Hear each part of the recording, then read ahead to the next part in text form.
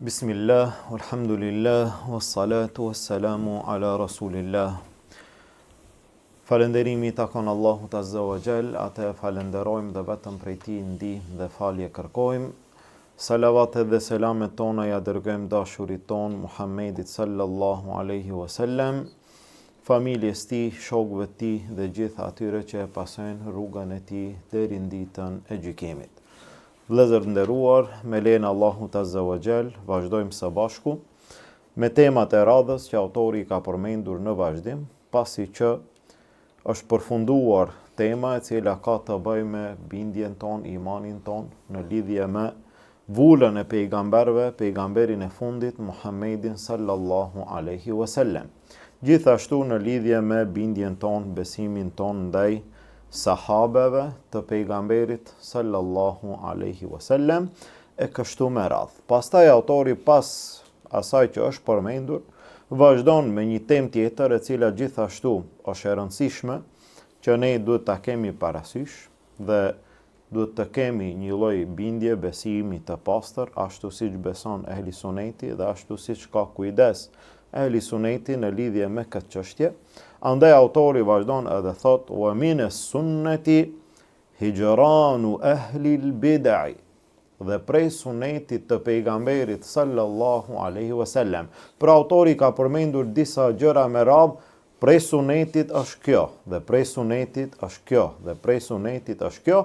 Pra nuk bëhet fjalë prej sunetit, do më thonë është sunet, nuk është wajib, do më thonë jo që është e pëlqyer si në çështjet e fikut, mirë, po prej sunetit nën kupton prej rrugës së pejgamberit sallallahu alaihi wasallam, prej metodës së pejgamberit sallallahu alaihi wasallam, është gjithashtu hexhri, bojkotimi, distancimi, largimi nga njerëzit e bidatit. Pra autori këtu përmend çështjen e cila ka të bëjë me bidatet në fe, me risit në fe dhe gjithashtu me njerëzit e bidatit. Bidati në fe është çdo gjë të cilën nuk e ka bë Muhamedi sallallahu alaihi wasallam. Nuk e ka thirr, nuk ka thirr në te, nuk ka nxit në te. Nuk e kanë bë sahabet që ta pëlqen në ndonjë rast pejgamberi sallallahu alaihi wasallam atë. E as më vonë sahabet e tij nuk e kanë vepruar atë, ndërsa kanë pas mundësi që ta bëjnë atë. Çdo kush i cili e bën një gjë të tillë për t'u afruar tek Allahu Azza wa Jall, një gjë e tillë është bidat, është risi në fe. Ndërsa pejgamberi sallallahu alaihi wasallam tha: "Men amila amalan laysa alayhi amruna fahuwa rad." Kush e vepron një vepër që ne nuk e kemi urdhëruar, ajo është e refuzuar. Gjithashtu në hadithin tjetër tha: "Men ahdatha fi amrina hadha ma laysa minhu fahuwa rad." Kush e shpik një gjë në çështjen ton, pra në çështjet e fes, jo në çështjet e dunjas, në çështjet e fes, kush e shpik një gjë në çështjet e fes që Islami, Allahu, pejgamberi sallallahu alaihi wasallam nuk e ka urdhëruar, nuk e ka porositur, ajo vepër është e refuzuar. Sado që të jetë e madhe, sado që të jetë e vogël, ajo vepër në fenë Allahut Azza wa Jall nuk vlen. Pra çdo kush i cili dëshiron të afrohet te Allahu Azza wa Jall e ka vetëm një rrugë, dhe është rruga e Kur'anit dhe Sunetit. Don të afrohet dikush te Allahu Azza wa Jall me një ibadet, me një vepër e cila nuk është në rrugën e Kur'anit dhe Sunetit, ajo vepër është e refuzuar, edhe nëse është e sinqert, edhe nëse është sado që të jetë e madhe. Gjithashtu pejgamberi sallallahu alaihi wasallam na porositi që të ecim në rrugën e sahabeve, duke thënë: "Aleikum bi sunnati wa sunnati al-khulafa'i ar-rashidin." Ecni, pasoni, qëndroni në sunetin tim dhe në sunetin e khulefai rashidinëve, në rrugën e atyre Ebu Bekrit, Omerit, Othmanit, Aliut, në rrugën e sahabeve, deri në fund të hadithit të cilin e kemi përmendur disa herë. Pra, çdo gjë që njeriu e ban në këtë mënyrë, ajo llogaritet risi, bidat në fenë e Allahut Azza wa Jall, e cila është e refuzuar. Dietarët kanë thënë çdo kush i cili vepron bidate, çdo kush i cili praktikon bidate dhe shpreson që me ato bidate të afrohet tek Allahu Azza wa Jall dhe mendon që ajo është një gjë e mirë, nuk ka ndonjë të keqe prej saj, kanë thënë dietarët, çdo kush i cili e mbron bidatin, e ndihmon bidatin, e nxit bidatin, e praktikon bidatin dhe shpreson që nëpërmjet tij të afrohet te Allahu Azza wa Jall, ati parashtroi 3 pyetje. Dhe kjo është më rëndësi që ne ta kemi parasysh, ta dim, dhe në raste të caktuara këto pyetje janë të rëndësishme, së pari për veten tonë, për neve, para se t'ja parashtrosh dikuj tjetër, është më rëndësi së pari për ty, për mua, që unë dua të afrohem te Allahu Azza wa Jall, po këto pyetje janë të rëndësishme për çdo kand i cili praktikon bidate. Pyetja e parë: a ka ndonjë ibadet, a ka ndonjë vepër të mirë në fenë e Allahut Azza wa Jall, të cilën pejgamberi sallallahu alaihi wasallam nuk e ka ditë? Kjo është pyetja e parë. A ka ndonjë vepër të mirë në fe, ndonjë ibadet? Çfarë do lloj ibadeti? Ibadetet në fe janë shumë. Çfarë do lloj ibadeti? A ka qoftë edhe një ibadet të vetëm, një vepër e mirë në Islam që pejgamberi sallallahu alaihi wasallam nuk e ka ditur atë? A ka ndonjë vepër të tillë? Kjo është pyetja e parë. Sigurisht që çdo musliman do të thotë jo. Pyetja e dytë: a ka mundësi që pejgamberi sallallahu alaihi wasallam ndonjë ibadet, ndonjë vepër të mirë në fe, ta ketë ditë që është e mirë, të afron te Allahu Azza wa Jall, mirë po mos na tregon neve t'ia fsheh ummetit? A ka mundësi? A ka mundësi që të ketë një ibadet në fe në Islam, është e mirë, është ibadet, afrohesh te Allahu Azza wa Jall, pejgamberi sallallahu alaihi wasallam e di mirë po nuk ja tregon ummetit të tij? A ka mundësi të ndodhë një gjë e tillë? Çdo musliman sigurisht që do të thotë jo. Atëherë mbetet pyetja e tretë dhe e fundit: a e ka bë këtë gjë që dikush e ban prej njerëzve? A e ka bë atë Muhamedi sallallahu alaihi wasallam? Kjo është pyetja e tretë. E ban ti një vepër? Po. A e ka bë pejgamberi sallallahu alaihi wasallam? Nëse është po, domethënë ka argument, ka bazë, ajo që e ban ti e ka bë pejgamberi sallallahu alaihi wasallam, kjo është krejt në rregull. Nuk e ka bë, ti e ban një ibadet, a e ka bë pejgamberi sallallahu alaihi wasallam? Jo. Ti e ban, në rregull. Ti e ban, pejgamberi sallallahu alaihi wasallam nuk e ka bë. Kjo është pyetja e tretë. Kthehemi te dy të parat. Pejgamberi sallallahu alaihi wasallam nuk e ka bë, ti e ban. Atëherë, pejgamberi sallallahu alaihi wasallam a e ka ditë që kjo është vepër e mirë ajo? A e ka ditë pejgamberi sallallahu alaihi wasallam që kjo është vepër e mirë ajo? Nëse pejgamberi sallallahu alaihi wasallam e ka ditë, a e ka fsheh? Jo. Nëse pejgamberi sallallahu alaihi wasallam nuk e ka ditë, a ti e di?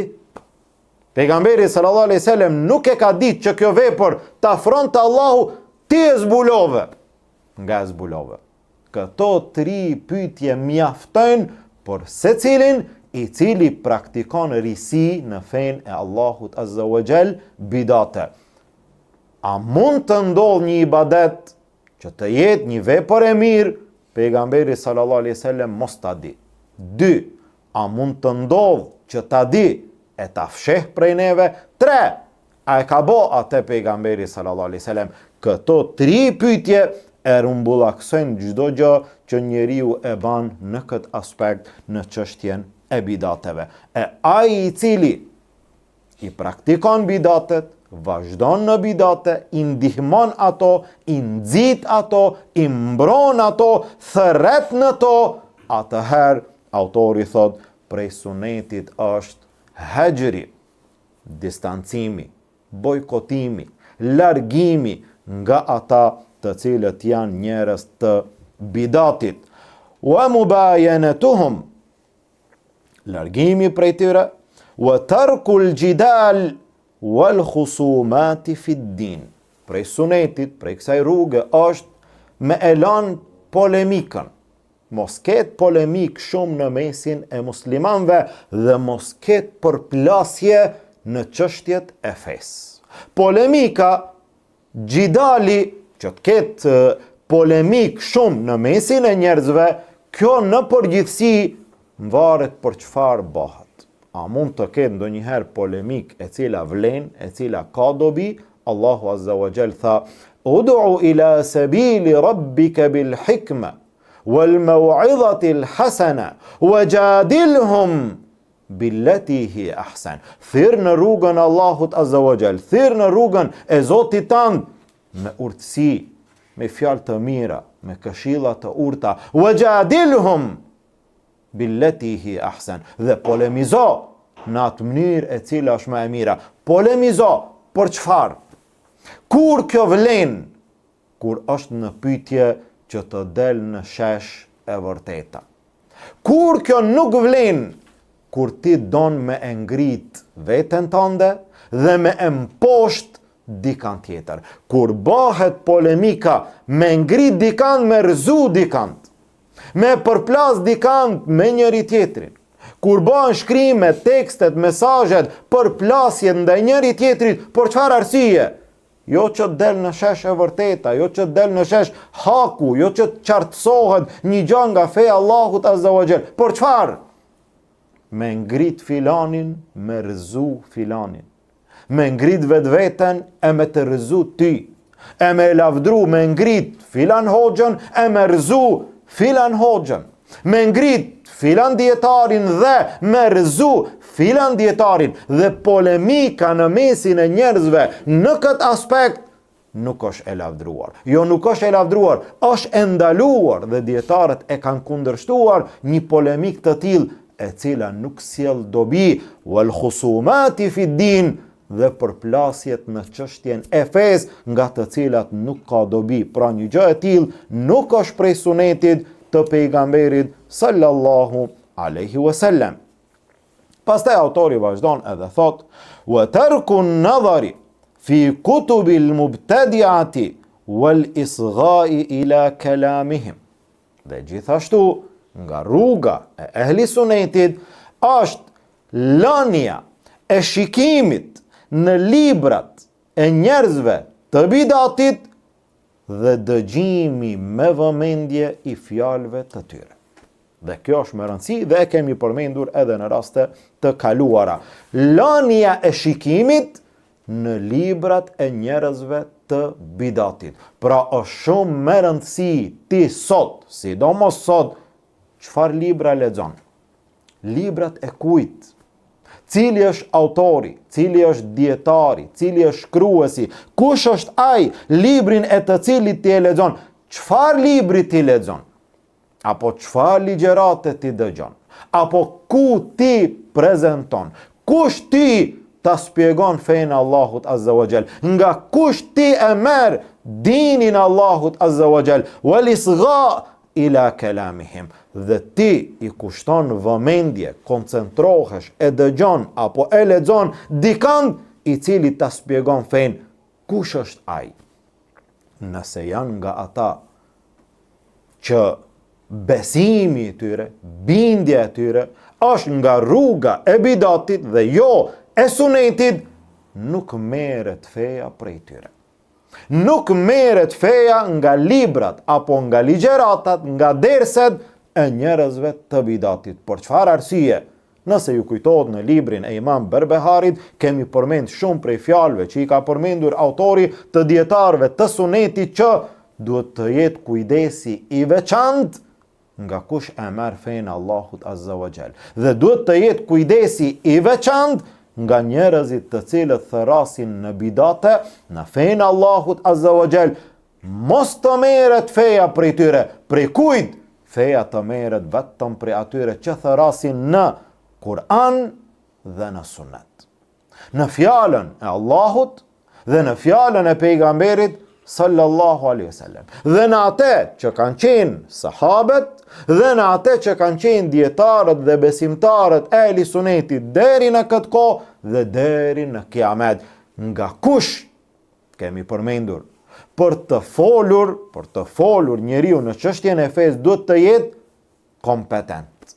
Për të lexuar gjithashtu duhet të jetë kompetent. Jo çdo libër është i mirë për ty. Jo çdo ligjerat është e mirë për ty.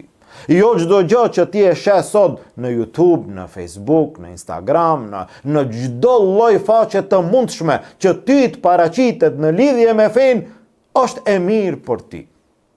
Edhe në atë njeriu duhet të jetë kompetent. Lexo atë e cila është e përgjithshme, e dobishme, është në rregull, mirë po ka libra që nuk ban të lexohen. Ka ligjerata që nuk ban të dëgjohen. Për çfarë arsye?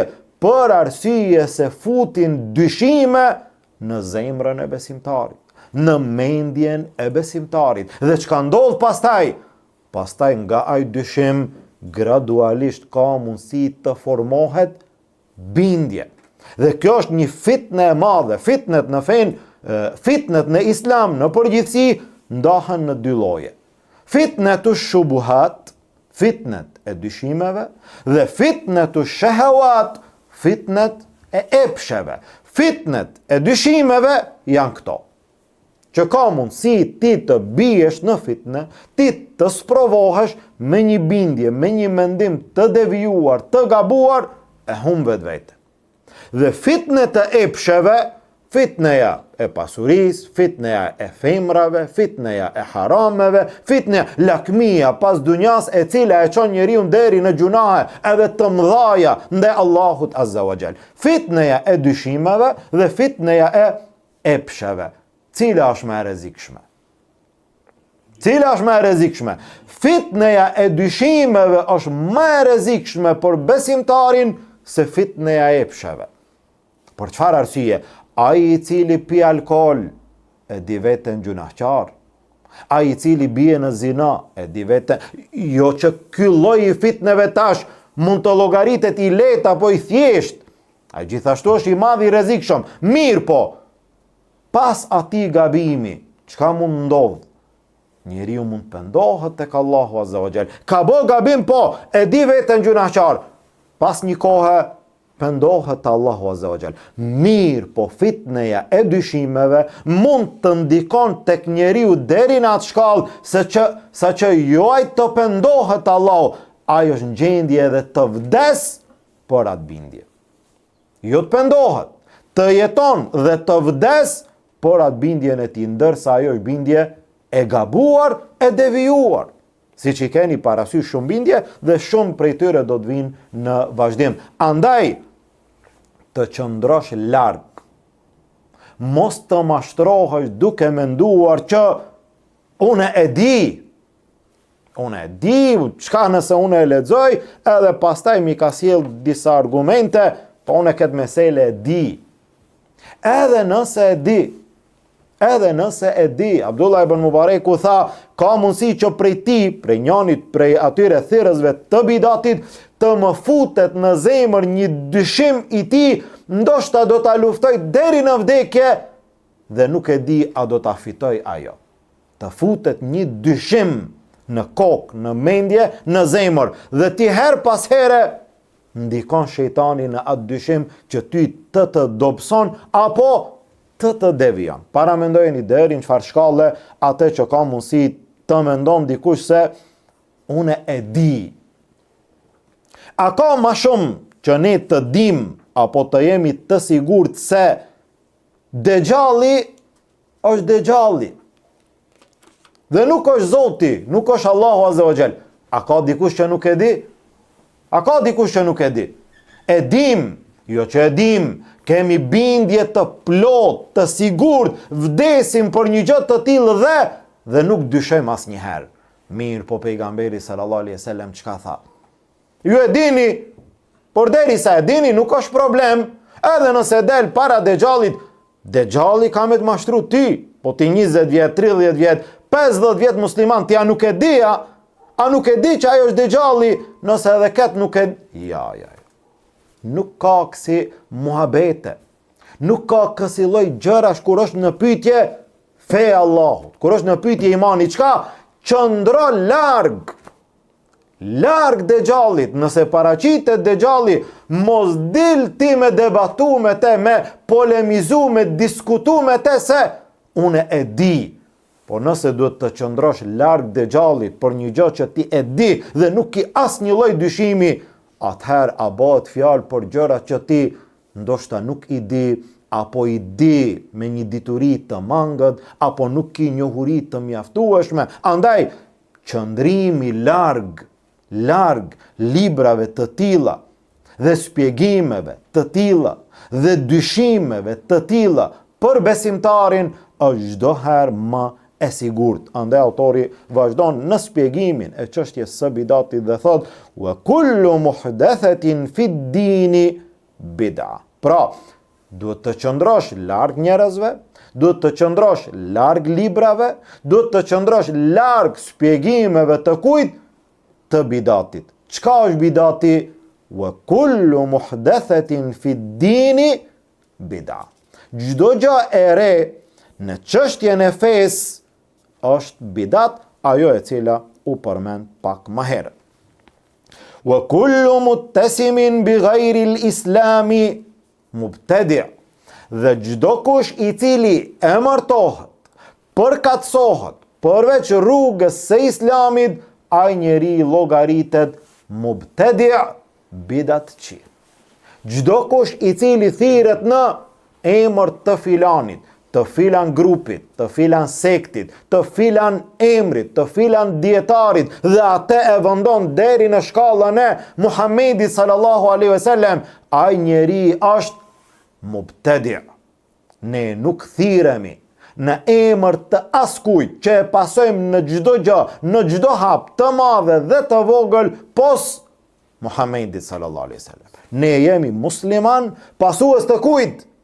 Të Muhamedit sallallahu alaihi wasallam. Dikuj tjetër, gjithë ata tjerët ka mundësi që ty ta shpjegojnë fen, ta lehtësojnë kuptimin e çështjeve të fesë, të ecësh ti në rrugën e sunetit nëpërmjet sqarimeve, shpjegimeve të tyre. Mirë, po ai i vetmi që ne e pasojmë për çdo gjë është Muhamedi sallallahu alaihi wasallam. Dhe asnjë emër tjetër, çdo emër tjetër, çdo kush i cili përkatësohet në emër të filanit, qoftë ai dietar, qoftë ai ndonjë shoqat, ndonjë organizat, ndonjë grup, ndonjë sekt, ndonjë emër, kushdo qoftë ai kalon në atë i cili quhet mubtadi'. Megjithse emërtimi i dikujt mubtadi', sidomos në këtë kohë do të gjesh njerëz të cilët e zgjerojnë rrethin e atij i cili quhet mubtadi'. Kush është mubtadi'? Çdo kush i cili thirret në emër të dikujt tjetër, jo në emër të pejgamberit sallallahu alaihi wasallam. Bazat e tij nuk janë bazat e sunetit. Parimet e tij nuk janë parimet e sunetit. Rregullat e tij nuk janë rregullat e sunetit. Ai së pari, para se të jep përparësi Kur'anit dhe sunetit, i jep përparësi logjikës, i jep përparësi mendjes, i jep përparësi disa gjërave tjera. Ky është mubtadi'. Mirë, po jo çdo kush i cili e ban një gabim apo dy gabime. Jo çdo kush i cili ka mundësi të bie në ndonjë lëshim mund të quhet mubtadi'. Megjithse sot është i gjerë rrethi e atyre të cilët futen në këtë kategori. Dhe i shet disa prej njerëzve të cilët thirren në Kur'an edhe Sunet. Mirë, po çdo kush që nuk është në mendimin e tyre është mubtadi'. Pa marrë parasysh. Edhe nëse janë në pyetje dietarët më të mëdhej të ehli sunetit të kësaj kohe, edhe nëse janë në pyetje dietarët të cilët gjithë jetën e kanë kaluar në shërbim të hadithit të pejgamberit sallallahu alaihi wasallam. Edhe nëse janë pyetje ata që gjithë jetën kanë thirrë në sunet e kanë kundërshtuar bidatin, mirë po kanë rënë në ndonjë gabim apo sipas tyre kanë rënë në ndonjë gabim, ata janë mubtedia. Bidat që nuk lejohet të merret feja prej tyre dhe pastaj daveti më i madh i tyre do të bëhet në çdo vend. Ruju prej filanit, ruju prej filanit. Ki kujdes prej filanit, ki kujdes prej filanit. Kush është ai filani? Kur e shet ti, ai është një prej dietarëve më të mëdhej, më të ndershëm, më me ndikim në umetin islam, në çfarë gjëje? Në thirrjen e tij në Kur'an dhe në Sunet. Mirë, po ndoshta ka ndonjë gabim? Mirë, po ndoshta as ai gabimi i tij nuk është gabim. Mirë, po sipas tyre është gabim dhe në një prej rasteve e shoh dikant i cili thirret në emër të hoxhallëkut apo dietarllëkut dhe e sheh që filani është bidatçi. Për çfarë arsye i ka leju protestat? Filani është bidatçi. Për çfarë arsye ka thonë kështu? Filani është bidatçi. Për çfarë arsye ka bë kështu? E kështu me radhë. Pa rregulla, pa parime, pa usul, pa baza që i kanë vendosur dietarët e Ehlisunetit dhe për çdo lëshim mund të jetë lëshim, mund mos të jetë lëshim fare, mirë, po për çdo gjë apo vetëm që nuk përkatësohet në mendimin e tyre të ngushtë, ai njeri është bidatçi. Andaj dietarët kanë thënë, duhet të bëhet dallim i madh ndërmjet atij i cili bazat nuk i ka të sunetit dhe atij i cili bazat i ka të Ehlisunetit, nuk thirr në bidate. Mirë, po ka ndonjë gabim. Ka rënë në ndonjë gabim. Tash ky edhe ky, këta nuk janë të njëjtë. Këta nuk janë të barabartë. Këta nuk bojkotohen komplet. Kush duhet të bojkotohet, kush duhet të distancohet, kush duhet që besimtarët prej tij të kenë kujdes, janë ata të cilët nuk të thërasin në Kur'an dhe në Sunet, në kuptimin e sahabeve, në kuptimin e selefit, të thërasin në filozofi, në mendime të devijuara, të gabuara, në devijime të ndryshme, qoftë të kaluara, qoftë moderne. Prej këtyre duhet kujdes, mos e merr fenë Allahut Azza wa Jall.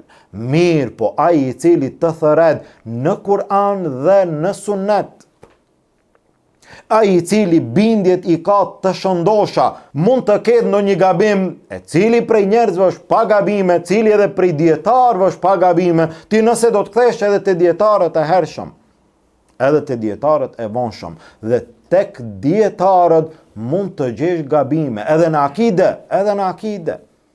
Mund të gjesh ndonjë gabim edhe te dietarë të mëdhej të Ehlisunetit, mirë, po në këtë mesele ka gabuar.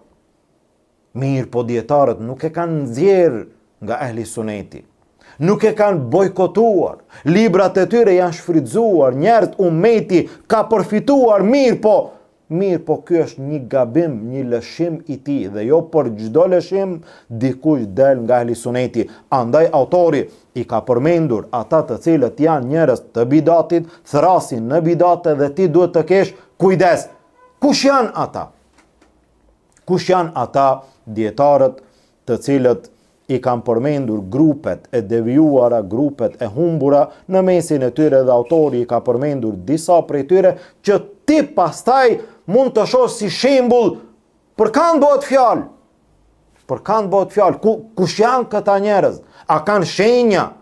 A duken? A vrehen? Si ti dallojmë ne? Nga se dikush edhe ty të thot, ti flet për një temë ndërsa ti vetë bie në te. Siç ishte dikush i cili thonte, vetë ka spjeguar librin e Imam Berbeharit, i cili e kritikon ashpër çështjen e uljes apo qëndrimit me njerëzit e bidatit, vetë pastaj ulet me ta. Subhanallah, dhe ku është defekti, ku është problemi? Problemi nuk është çdo herë te mungesa e argumentit apo mungesa e fjalëve të dietarëve, mungesa është te kuptimi i tyre.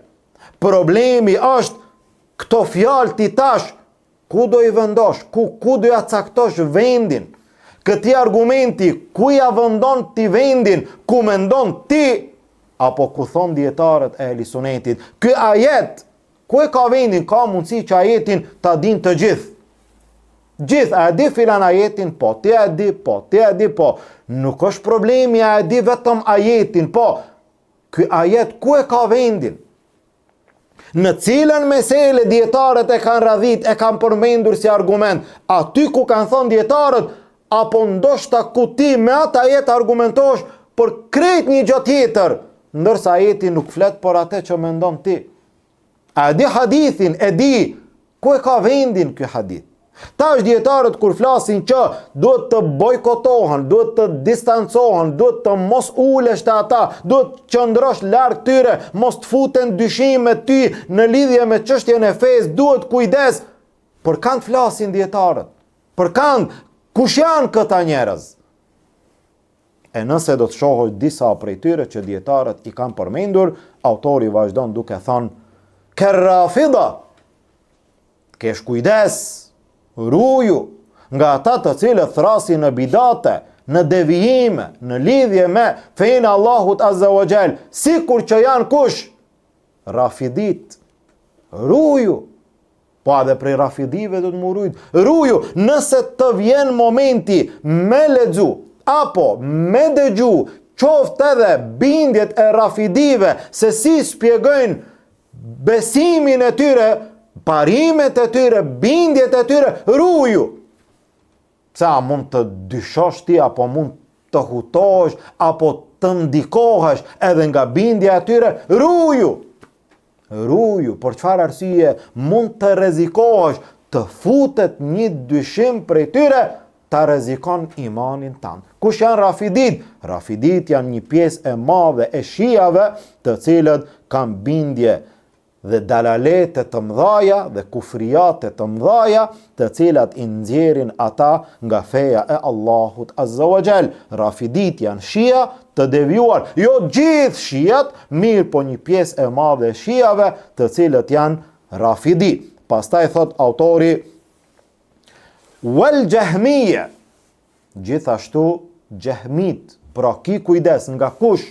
Kush janë këta që ti duhet të kesh kujdes, sikur që janë rafidit, sikur që janë jahmid. Kush janë jahmid? Jahmid janë pasuesit e Jahm bin Safuanit, i cili ka qenë koka e tyre me bindje të mëdhaja, të rrezikuara, të devijuara. Cilat janë bindjet e tyre? Që të shohësh tash sa është larg ehli suneti prej këtyre, dhe të shohësh pastaj për kanë bartën këto fjalë, për kanë thuën këto fjalë, nga kush ti duhet të kesh kujdes? Nga jahmid. Çfarë bindje kanë ata? Ata i mohojnë emrat Allahut dhe ata i mohojnë cilësitë Allahut Azza wa Jall. Gjitha cilësitë Allahut Azza wa Jall i mohojnë.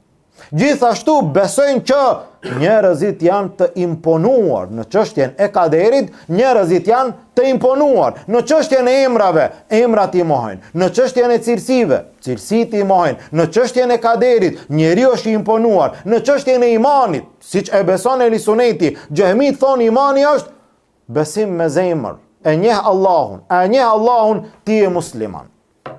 E njeh Allahun, e njeh Allahun, ti je musliman. Këto janë bindjet e xehmive. Ruju prej tyre. Përveç atyre, wal khawarij, ruju nga bindjet e khawarijve. Kush janë khawarijët? Khawarijët janë ata të cilët dolën kundër Aliut radiallahu anhu. Të parët janë ata të cilët dolën kundër Aliut radiallahu anhu, pastaj e nxjerrën nga Islami. Aliun radiallahu anhu e që i pari i tyre dhe ma herët në kohën e pejgamberit sallallahu alaihi wasallam, tha: ja Rasulallah, bohu i drejt, nga se nuk ke qenë i drejt, prej ti do të vinë pasuesit, do të vinë pasardhësit, të cilët janë khawarij, të cilët dolën kundër Aliut radiallahu anhu, e pastaj vazhduan. Khawarijët u dalluan me bindjen e tyre se ai i cili ban gjunah të madh, ai i cili ban gjunah të mëdhaja, ai del nga Islami, por dallim prej ehli sunetit. Gjithashtu dolën kundër atyre udhëheqësve apo sundimtarve musliman, kundër xulefave musliman dhe shkaktuan trazira edhe përçarje të mëdha në mesin e muslimanëve. Ruaju nga bindjet e xhawarijve, ruaju nga bindjet e xehmive, ruaju nga bindjet e rafidive, gjithashtu wal qaderiyya, ruaju nga bindjet e kaderive, ata të cilët e mohuan kaderin dhe thanë njeriu është i lirë, nuk ka të bëj asgjë me kaderin e Allahut, me caktimin e Allahut, me dëshirën e Allahut. Njeriu është i lirë, atë që e ban njeriu ajo është, nuk ka të bëj asgjë me atë e cila u përmend. Gjithashtu wal murji'a dhe murgjit, ruaju nga bindjet të cilat i kanë murgjit, të cilët e vonuan. Murgjie, ata që vonuan, çka vonuan? E vonuan çështjen e veprave në iman dhe thanë imani edhe veprat janë dy gjëra të ndryshme. Imani është besimi, bindja, ndërsa veprat nuk hinë në iman. Veprat janë jashtë imanit, e vonuan imanin, andaj i vonuan veprat nga imani dhe ashtu e morën emrin murgjie dhe kemi përmendur mendimet e tyre në lidhje me çështjen e imanit. Gjithashtu wal mu'tazila, ata të cilët ishin të mendimit përveç bindjeve të gabuara në lidhje me cilësitë e Allahut, në lidhje me shumë mendime në çështjet e fesë, ajo me të cilën u dalluan, mu'tazilet thanë, ai i cili ban gjunah të madh, nuk i themi musliman, nuk i themi kafir. Po çka do t'i themi? Ai është në një vend ndërmjet dy vendeve. Do me thonë, as musliman, as jo musliman. Po ku? Bimenziletin bejn el menziletin. Ai është në një vend ndërmjet dy vendeve, ai është në një gjykim ndërmjet dy gjykimeve, as musliman, as kafir.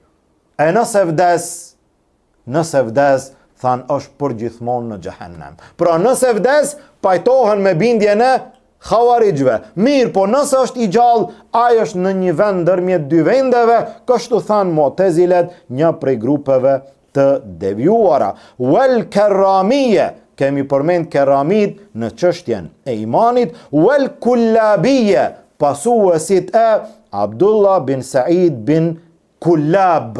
Thot autori, fa hadhihi firaqu ad-dalali wa tawaifu al-bid'i a'adhana Allahu minha. Këto janë grupe të devijuara.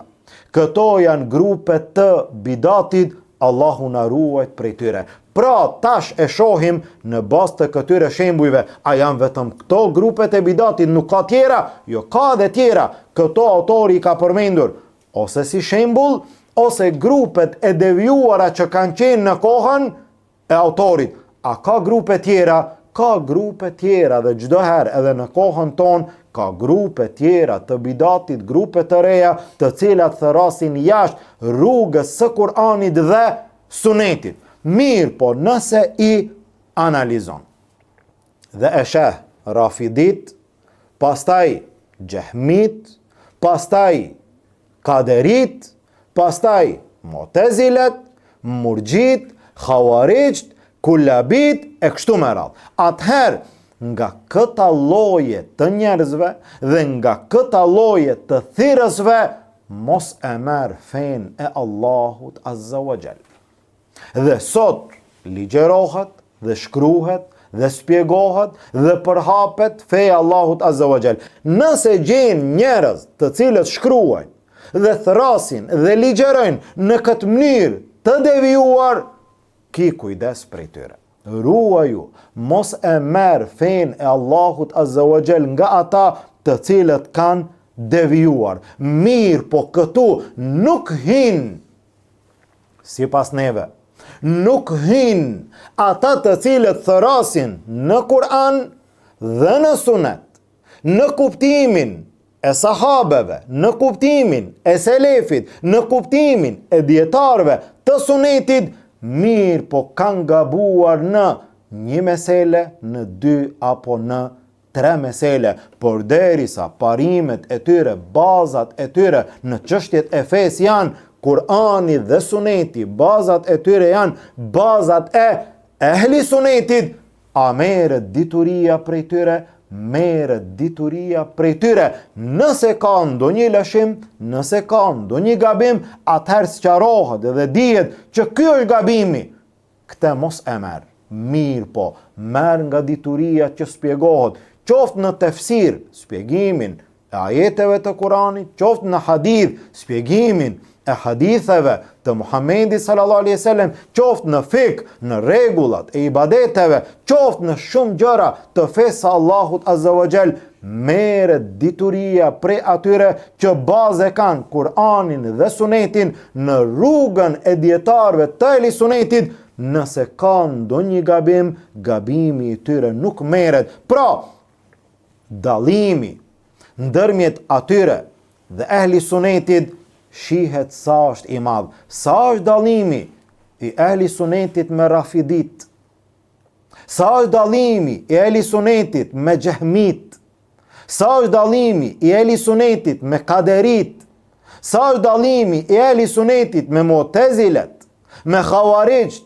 E kështu me radhë, ajo është dallimi që ti mund ta bësh në jetë dhe ta kesh parasysh nga kush mund të merret feja Allahut azza wa jall. Mirë po nga ata me të cilët pajtohesh, nga tema e parë e këtij libri dhe gjithë librave tjerë ndoshta të ehli Sunetit. Gjitha gjërat që do të shohësh në përgjithësi në çështjet e akides, do ta shohësh që është aty afër. Mirë po, një mesele, apo 2, apo 3, bëhet dallimi. Kjo nuk i nxjerr njerëzit me një gabim, me një lëshim, dhe ti kalon ata pastaj në grupin e njerëzve të bidatit, që njeriu do të qëndron larg, që njeriu do të ketë kujdes, që njeriu sqarohet gabimi, shpjegohet gabimi, kujdes në një gabim, mirë po në përgjithësi nga ata merret feja e Allahut azza wa jall, pasi që parimet, bindjet, rregullat e tyre janë të ehli Sunetit. Besimtari udhëzohet dhe ecë në rrugën e drejtë, besimtari me argumente mund të ndalet, mund të rikthehet, mund të pendohet, mund të përmirësohet, edhe nëse ka gabuar, mirë po jo me akuza, mirë po jo me sharje, mirë po jo me ofendime, mirë po jo me tallje, nga se kjo kur nuk ka qenë rruga e ehli Sunetit, as ma herët e as ma vonë. Rruga jon është rruga e argumentit, rruga e Kur'anit dhe Sunetit, pa akuzat të tepruara, pa ofendime, pa mënyra të shprehjes, pa asnjë lloj edukate. Nuk është kjo rruga jon dhe nuk do të jetë inshallah asnjëherë as e hoxhallarëve, as e xhamatit, as askujt prej besimtarëve. Na mjafton argumenti. Është dikush gabim, mund të sqarohet me argumente. Është dikush në rrugën e saktë, mund të sqarohet me argumente. E dikush argumentin më të madh që mundohet ta paraqet por ta mbrojt një bindje, mundohet që të kundërshton me akuzën e ndryshimit. Gjithë ajo zhurmë me cila mund të bëhet, ka ndryshuar filani apo nuk ka ndryshuar. Nuk është çështja kjo me të cilën ne mund të ngritemi apo mund të themi se jemi në të vërtetën apo nuk jemi në të vërtetën. E vërteta ka argumente. E vërteta mbrohet me argumente. Gabimi, devijimi, demantohet, kundërshtohet me argumente. Gjitha gjëra tjera nuk vlen. E nëse ndodh që në ndonjë rast kuptohet apo keq kuptohet ndonjë fjalë, qoftë e dietarëve, e hoxhallarëve, duhet të kthehet besimtari në rregullat dhe në parimet e tij. Nëse shet që filan dietari e ka thonë një gjë, mirë pa jo, nuk është e qartë, a e ka pas fjalën apo nuk e ka pas fjalën, kthehen dietarët tek librat e tij dhe e shohin si janë parimet e tij.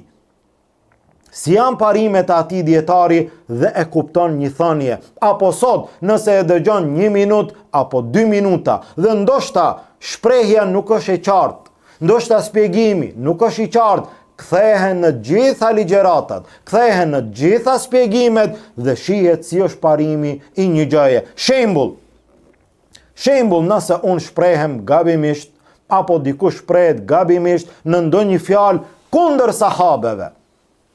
Dhe atëherë dikush më nxit se pret që ta akuzon dikant. Prit pak. Këtu mund të jetë diçka e paqartë, do të kthehemi.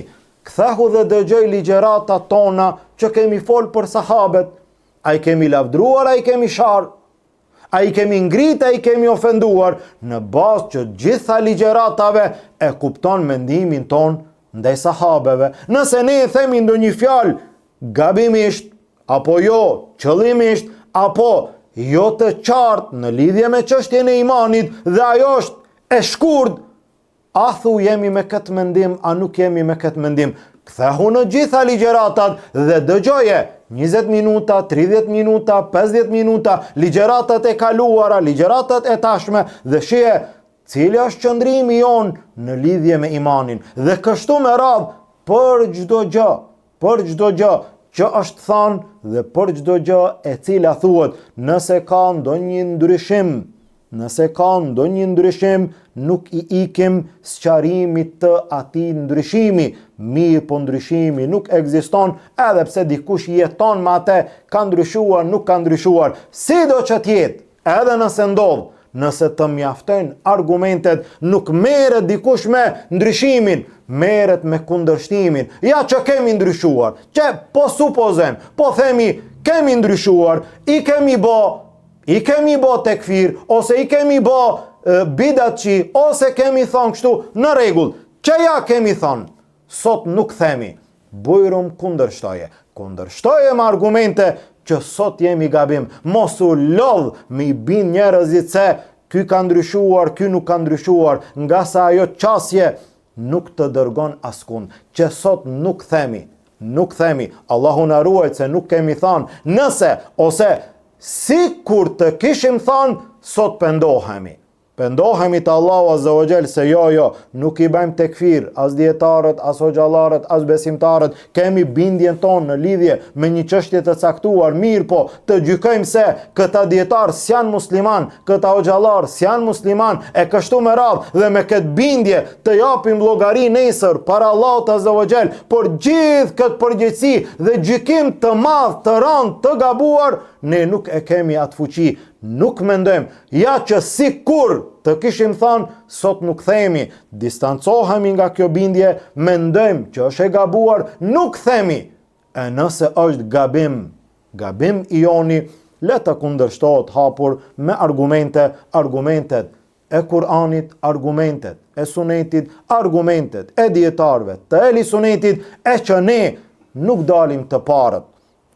Nuk kemi gjetë askand prej dietarëve i cili e ka thonë një gjë të tillë. Por neve nuk kemi gjetë askand prej dietarëve të ehli Sunetit që ta ketë thonë një gjë të tillë. Nëse dietarët nuk e thonë, ne asnjëherë nuk dalim të parët që të jemi ma të mirë se ata, që të jemi ma të ditur se ata, që të sakrifikojmë ma shumë se ata, të jemi prej atyre që xhelozojmë për din ma shumë se ata. Jo, ne jemi ma të vegjël, e dim veten ton, e njohim veten ton, i njohim edhe të tjerët, të gjithë ata së bashku me neve që flasim, e dim ne rangun dhe shkallën ton dhe e dim nivelin dhe rangun e ulemave, ata janë para dhe ne ecim në rrugën e tyre, pas tyre me shpresë që çdo herë të qëndrojmë në atë e cila është e vërtet. Pra autori këtu afërsisht apo shkurtimisht i përmend disa prej gjërave